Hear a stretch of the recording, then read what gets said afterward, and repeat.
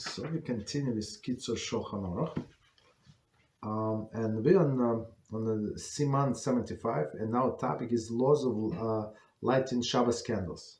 So as you see, it's not so simple. We already spent I don't know 3 classes I think on this. Okay, so we continue with Sieve number 4, and it says, upon ushering the Shabbos, the laws of Shabbos take effect upon the one or community who ushers it in. So that was our last topic about community. Okay, right, ushers in, and it is forbidden to perform any melacha from that time.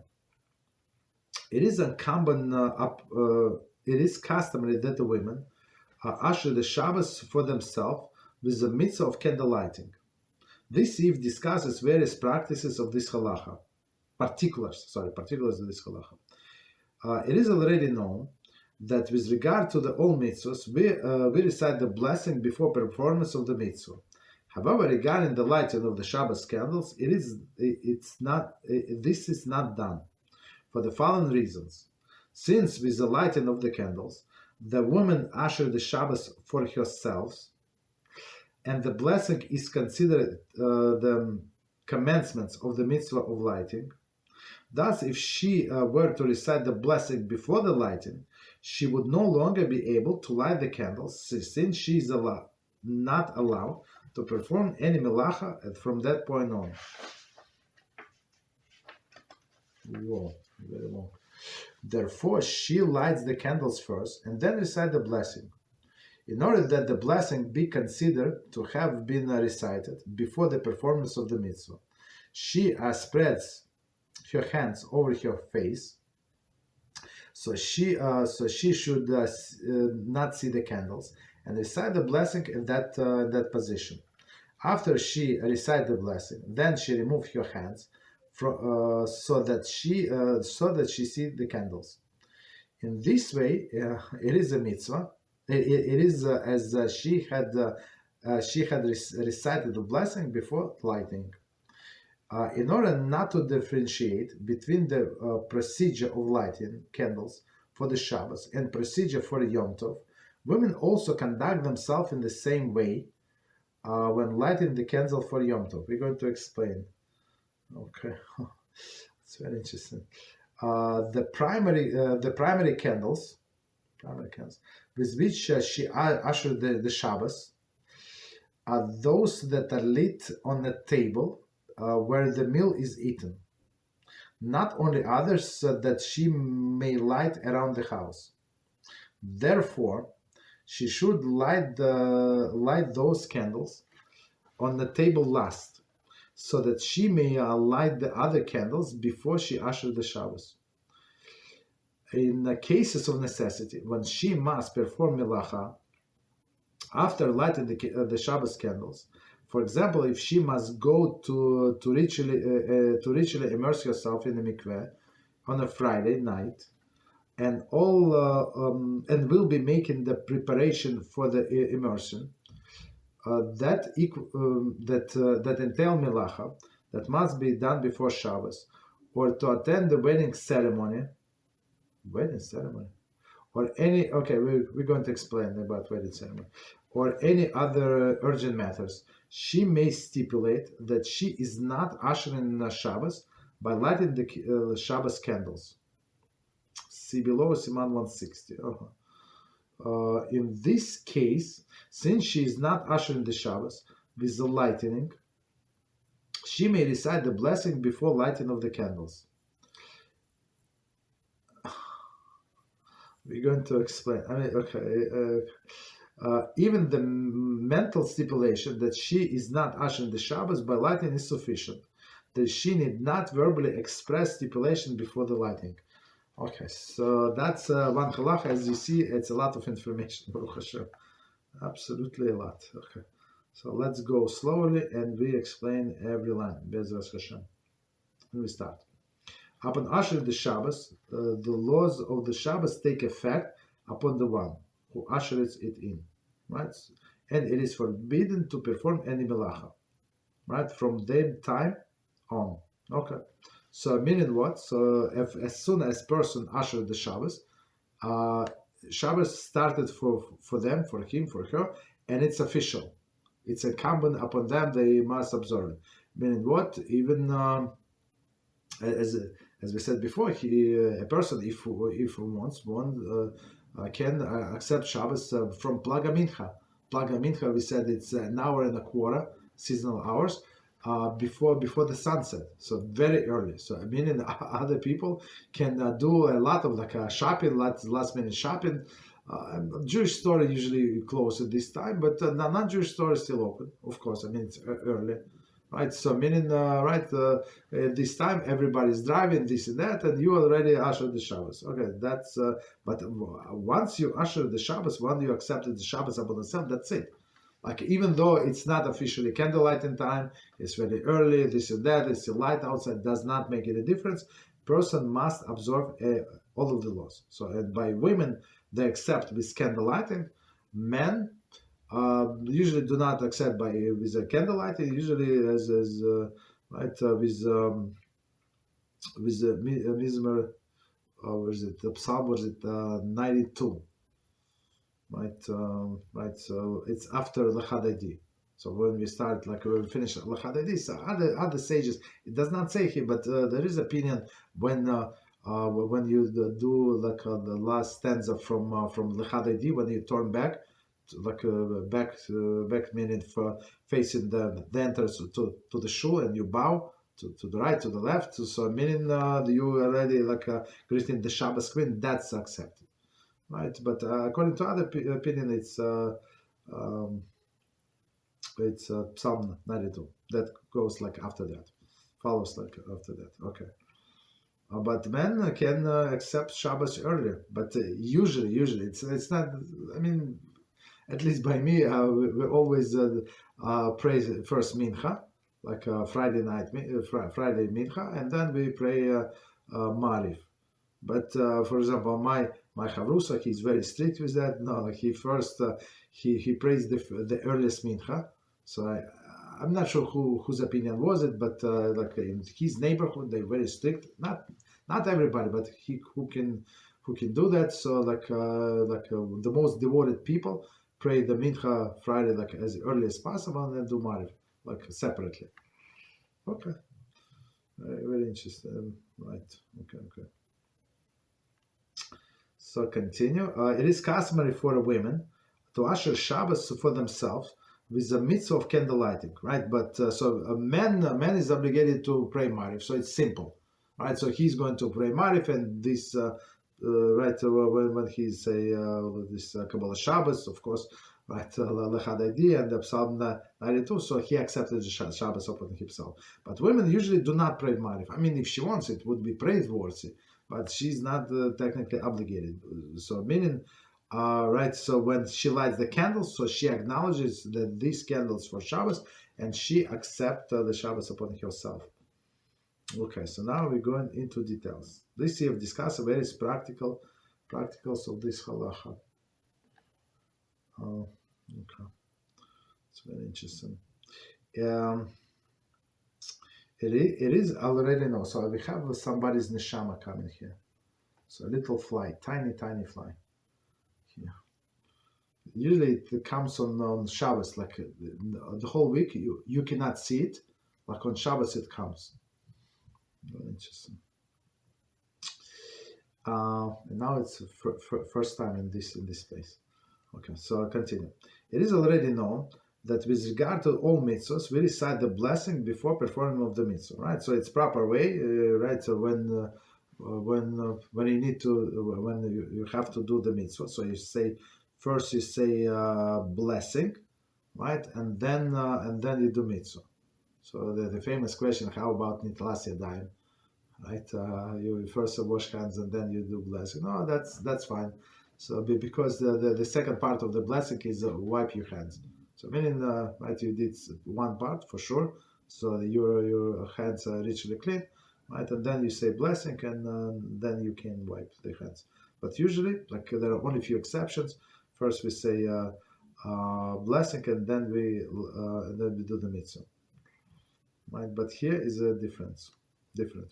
However, regarding the light of the Shabbos candles, it is not done for the following reasons, right? Why? Since the lighting of the candles, the woman ushered the Shabbos herself, and a blessing considered the commencement of the commenced of the light of the mitzvah lighting, right? So meaning what? So as soon as the woman lit the candles, so she accepted the Shabbos. So no, one second. However, with regard it's as soon as she said blessing.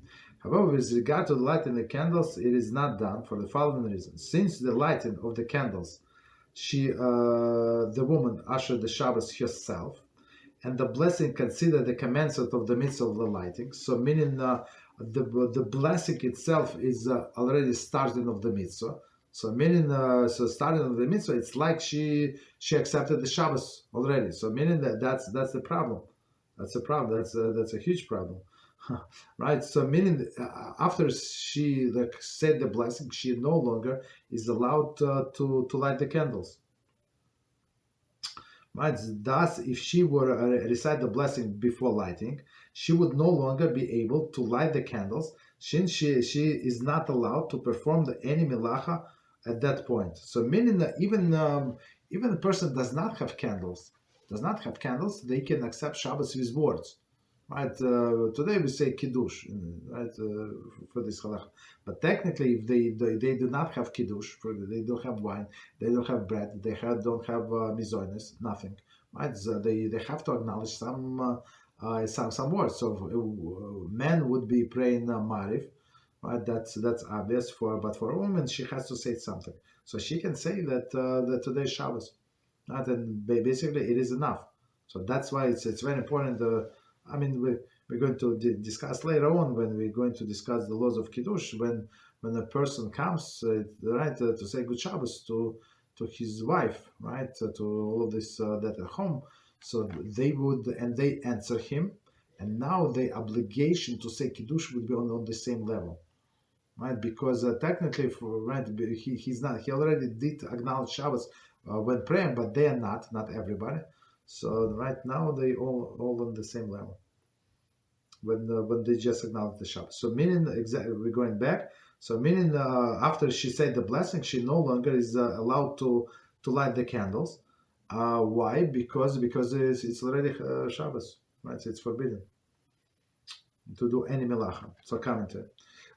With reciting of the blessing, she is ushering Shabbos for herself, thus prohibiting her from performing any melacha, including kindling fire. Right, so meaning, of course, it's kindling fire is one of the melacha, and the author is very careful there in the text, and here is in a commentary. They say that she ushers Shabbos for herself, meaning not for her family. So meaning other family members. So technically, if it's still time before the sunset, she can ask them to do some melacha for her. There is no problem. Right? So she forgot to throw out the garbage. She forgot to do this, turn on the light somewhere. So she can ask kids or somebody, and they can do it. Again, because they not like automatically accept Shabbos with her. Okay, so that's continue. So that's why she first she lights, and then she said the blessing. Therefore, she lights the candles first, and then recite the blessing. Okay. So Sephardic custom is opposite. They don't accept it. They say the Shabbos it's only after she completes the mitzvah, after she lit. Meaning, okay. So meaning they say the blessing before the lighting. Okay, no problem.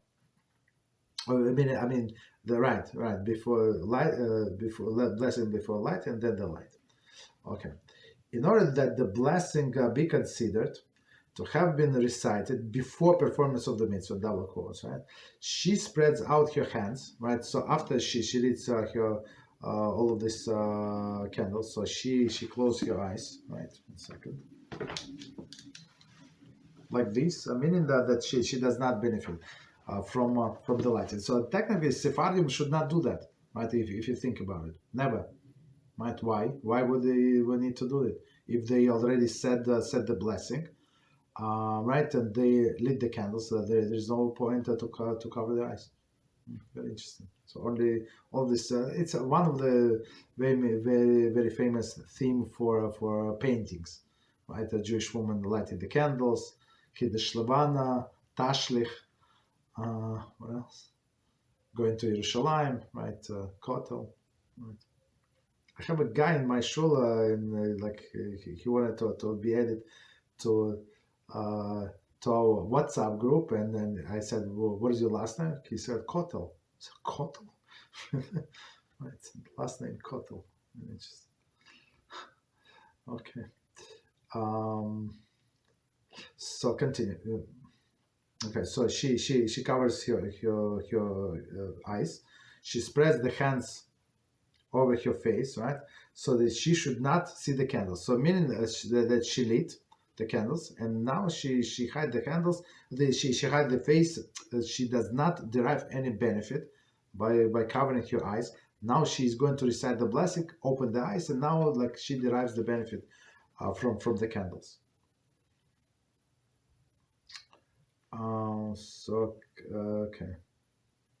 Okay, so exactly as we said. So I'm going to skip, or whatever I said, I'm going to skip the commentary unless it is something needed. Okay. After she recites the blessing, then she removes her hands, so she sees the candles. Right. In this way, it is as if she had recited the blessing before lighting. Right. So that's meaning like she lit the candle, so she was like on a target, on a job, right? Like lit the candles without any derived any benefit, any pleasure from them, right? And then she finished or close her eyes, and then she opens, and now she's free to look at the candles. Okay, so in this case, halachically, it's like right, she see the blessing before the lighting.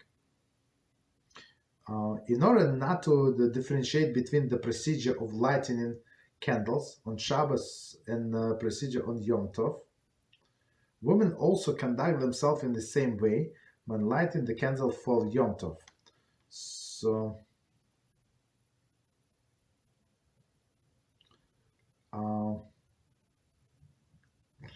one second before we continue. Okay, he gives the text of the blessing, but I'm not going to repeat. So that it ends, who sanctified us with his commandments and commanded us to kindle the Shabbos lights, right? So okay, so it's in all of the Sidurim, and when it's Shabbos and Yom Tov, you say with Shabbos and Yom Tov lights. Okay. All right. So, and here about the holidays is not so simple. So our custom in my family like follow what Kitzur here is saying. Right, and it's like logically we said this approach many times. We discussed it, like do exactly the same in all of the situations, so you're not going to get confused. Why? Like even you're smart and you remember this case is different. Even right, just follow the same procedure. Meaning technically, is in Yom Tov, as we learned in class of laws of Yom Tov, you're allowed to light the candles. Right, it's for sure, 100%. You're allowed to light the candles, and we said somebody asked, I think in this class as well, if you're not going to cook, or different. I think in this class also somebody asked if you're not going to cook, why you need the erev tavshilin? Right, I'm not going to cook. I'm not going to carry the food to somebody else. Actually, you don't need erev tavshilin for that, right? To carry the food, but we said this erev tavshilin is needed to light the candles, Shabbos candles, because guess what? You light the Shabbos candles before the holiday is over, right? So erev tavshilin you do eruv tavshilin you do when you have 2 days and Shabbos. Right, so even if you're not going to cook anything for Shabbos, and it's proper. We said many times it's proper to prepare everything for 3 days. Of course, if you need like fresh salad or something, of course there is That's of course you do it on the day off to make it fresh and make it nice. But other things like cooking, so do all cooking before. But still, you need this for the lighting of the candles. But since we're allowed to light the candles on Yom Tov, there is no problem whatsoever. Right, and that's why we're not allowed when on Erev Shabbos we light before the Shabbos starts, of course, because you're not allowed to light on Shabbos, but on Yom Tov you can. All right, so technically you can say the blessing and light the candles. There is no problem. There is nothing forbidden on Yom Tov, right? But as we always recommend, just follow the same procedure, and you're never going to be wrong. Right, so first the light, and then we say the blessing. Okay. Let's quickly.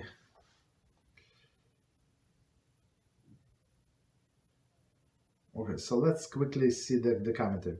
On the eve of Yom Tov festivals, there is the first and the last 2 days of last 2 nights. In Erev Israel, the first and last night, all right, of Erev Pesach. Pesach, right? On Sukkot, as well as Shavuos and Rosh Hashanah, candles are also lit.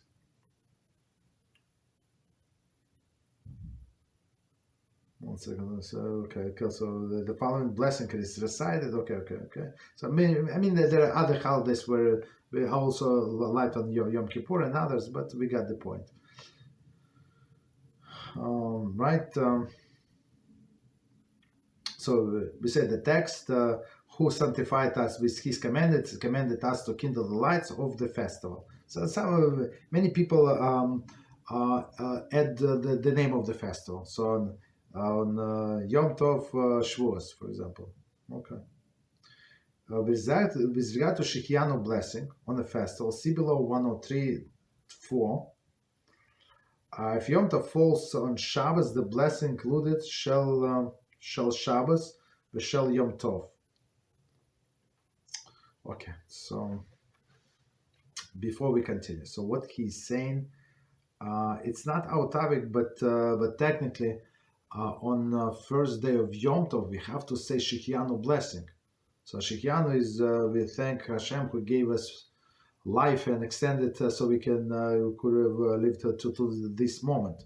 So first you say a blessing on the lighting of the candles, and then women say Shechianu.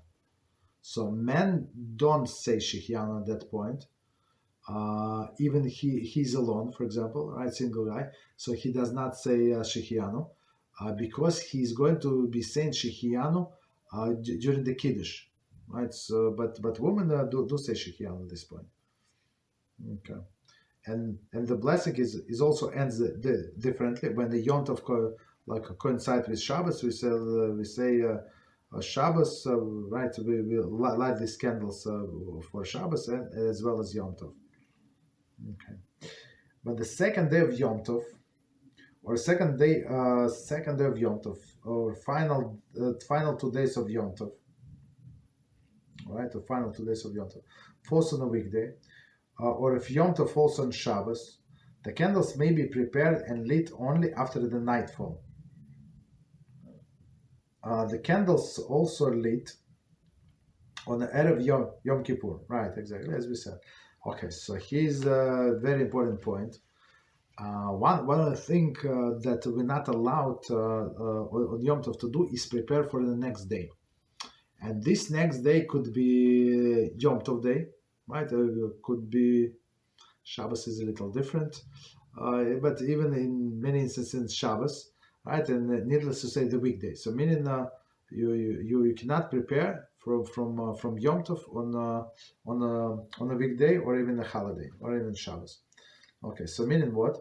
So if you have 2 days of Yom Tov, so you can start preparing for the second day of Yom Tov only after the nightfall. Meaning after the first day finished, right? So meaning that I mean it creates a little difficulty, especially the way I see it, on Pesach and Shavuos, because the days are very long, especially on Shavuos. So you have to start later, but on Shavuos there is no like a set like a procedure what you need to do. So basically, like there is no problem. But on basic second night, it's when you start 9:30, and one time I remember we start like 9:45. You start 9:45. Can you imagine? Like you only start, like you have to read the whole Haggadah, this and that, do the whole procedure, right? But again, you can do preparation only after the nightfall. Very very important to know. There is some lenient opinion, this and that, but this lenient opinion just gives you maybe 5 or 10 minutes, 7 minutes. That's it. Right. So, all right. Prepare on the nightfall. Okay. What else we should learn from here? Okay.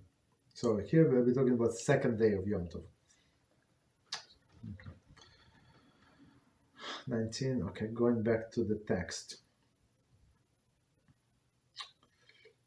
So, okay, so let me read the whole sentence. In order not to differentiate between the procedure of lighting the candles on Shabbos and procedure of Yom Tov, the women also conduct themselves in the same way when lighting the candles for Yom Tov. Okay, so as we said, there is like good tradition, very advisable, but not necessary. Okay, as we explained. But there is a commentary. When Yom Tov falls on a weekday, it is permitted to light candles from existing flame, but not to create a new flame. It's see below 98. Okay, 98, we're going to get there. Therefore, okay, so before we continue, so even we're allowed to light the candles, or as for that matter, as we explained, if you have a gas stove, you can light a gas stove, but make sure that you don't have electronic ignition. So most of the people today have electronic ignition. So just disconnect your power cord, unless you have some way to turn off. I'm not sure. Maybe if you have Shabbos mode, maybe. Right. We have regular stove without Shabbos mode. Right. So if you need it, we just turn off the gas, like the fire before the Yom Tov, and that's it. Right. But here they say if somebody wants to cook on a second day of Yom Tov, right, and they want to light the fire, so of course electronic ignition is out of question, but you can light from pre-existing fire. So that's why you must have this fire burning. Right, usually it's your side candle for 24 hours. Usually it's enough. Because it's not 24. It's not 20. On some of them says 25, or some of them 26 hours. So 26, of course, it's preferable because I remember once we bought candles. Don't remember what's the problem. Was the old or different company, and they did not burn enough hours. It was a little. It was enough, but it's like for us it was like almost enough, and half an hour after we used it, it's like went off, which is not a good idea. So the good candles, they burn like 26 hours, meaning more than enough time after the Yom Tov ended, that you can light from pre-existing flame. And you can, how do you light from pre-existing flame? You take a match, stick it in there, it's fire up, and then you can carry this match everywhere you want and light the candles like a stove, wherever you want. Okay, so it's very, very important to know that only from pre-existing flame, meaning this us taking flame from somewhere else, from this candle, is not considered to making a new fire. It's extending existing fire. So if you light from the match, right, from the box, that's existing fire, or from a lighter, it's going to be like a new fire. Very important. Continue. Therefore, in principle, a woman could first usher the holiness of the festival for herself by reciting the blessing on the candles, and still light the candles afterwards. However, in order not to have these two different procedures of lighting, one for Shabbos, one for Yom Tov, she is to recite the blessing after reciting even after lighting, even when lighting Yom Tov candles. Mishnah Berurah 263:27 writes, however, that many authorities maintain that the lighting of the Yom Tov falls on weekday. The blessing should be recited first. Okay, and I saw this opinion, but okay, so we can still follow this opinion of Kitzur Shulchan Aruch again, not to get confused. It's only a matter of time when people get confused, right? Especially candlelight, like it's very stressful time before did they do anything? Maybe I forgot something, so it's very stressful. So to make mistake in that time, very simple. Okay. Continue. So, but as we mentioned, Sephardic custom is do exactly opposite. The primary candles with which she ushered the Shabbos are those who are lit on a table where the meal is eaten, for not any others that she may light around the house. So let's quickly read the commentary, and we're going to explain because we spoke about it.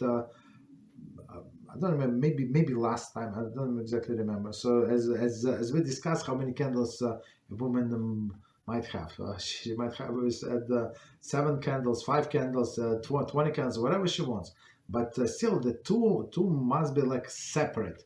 Like she has to designate those 2 for Shabbos and others for other things, right? For maybe for children, for relatives, for whatever she wants. For all other Jews, all right. Some women they light the candles. Holy women, Jewish women, that for all Jews who do not light candles. So let it be in their merit. You understand? So I mean, so you could, but two are like the main one, and then especially in olden days, so like when there were no electricity, so they had to light the candles everywhere, in the bedroom, in the hallway, this and that. So right, so everywhere. So but this last 2 that is considered to be your designated Shabbos candles, I use it for the last, right? So for example, we have 2 for Shabbos. We have oil candles. This oil, and the rest is like regular wax candles. Okay, so I mean to set it apart. Okay. Okay. Commentary.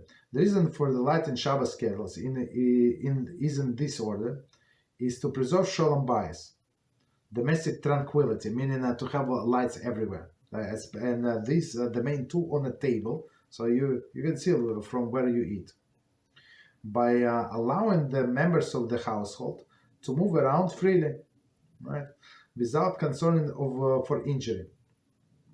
See introduction to the Siman, right? So we said 2 reasons why we light the candles. One for shalom bayis, so we can see what we're eating, like other people. Where's my chair? Where's somebody else's chair, right? And second, for honor of Shabbos.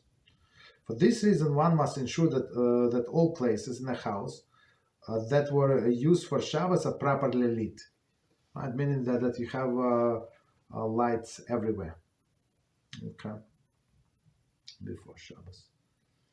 Okay, so but the last the designated 2 candles, so she light at last. So meaning what? There is nothing that she is doing right now is forbidden, because it's still not Shabbos, it's still day, right? It's still Friday day, so she can light. And now when she is going to these extra candles, right? The last candles, so she would have intention with those. I want to fulfill the mitzvah. And today what we do is we go around the house, make sure there is a light everywhere where we need, in the hallway, in the bathroom, in the closet, wherever you have, I don't know, bed, whatever you need. Like there's Shabbos lamps. So somebody we also have a Shabbos lamp. We don't use it, but right when we have right.